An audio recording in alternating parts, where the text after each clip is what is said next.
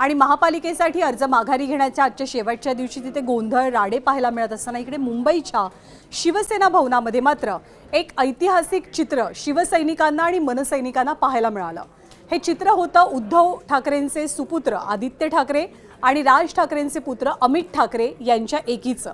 हे दोनही भाऊ म्हणजे ठाकरेंची जनरेशन नेक्स्ट आज शिवसेना भवनात एकत्र आलेली होती आणि मुंबईकरांसाठी घोषणाचा पाऊस पाडणारा जाहीरनामाच एक प्रकारे या दोन्ही भावांनी प्रसिद्ध केला।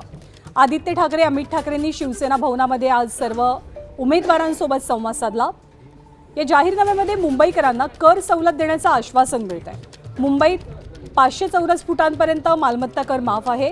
आता मुंबईत जर सत्ता आली तर 700 चौरस फुटांपर्यंतच्या घरांना मालमत्ता कर माफ केला जाईल असं आश्वासन या जाहीरनाम्यात दिलं गेलंय।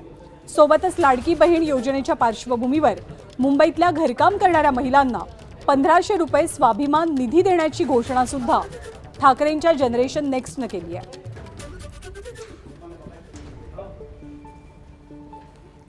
तर आदित्य ठाकरे आणि अमित ठाकरे या दोघांनी शिवसेना भवनातनं संवाद साधताना नेमक्या कोणत्या घोषणांचा पाऊस पाडलेला आहे आपण पाहूया।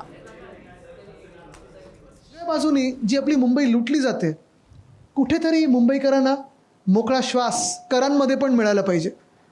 आपल्या सरकारने जे वचन दिलं होतं उद्धव साहेबांनी ते पूर्ण केलं ते म्हणजे 500 स्क्वेअर फुटापर्यंत प्रॉपर्टी टॅक्स आपण माफ करणार होतो।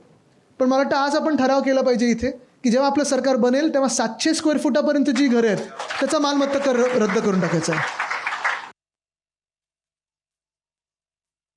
आणि मुंबईच्या या सगळ्या जाहीरनाम्याबद्दल बोलताना आणि मुंबईबद्दल बोलताना आदित्य ठाकरेंनी स्पोर्ट्स कॉम्प्लेक्सचा उल्लेख केला। पण हा स्पोर्ट्स कॉम्प्लेक्सचा उल्लेख करत असताना मेस्सीचा जो नुकताच भारत दौरा झाला मुंबईच्या वानखेडे स्टेडियमवरती मेस्सी आला होता त्यावेळेला तिथे जे काही घडलं त्यावरनं या दोन्ही भावांनी कशी टिप्पणी केली ती आपण पाहूया।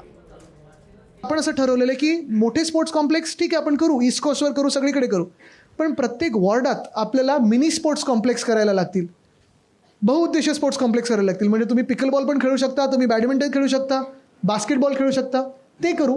आणि हे खूप महत्त्वाचं आहे।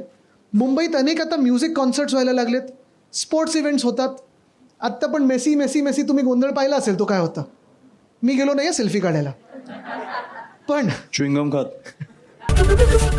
एबीपी माझा, उघडा डोळे बघा नीट।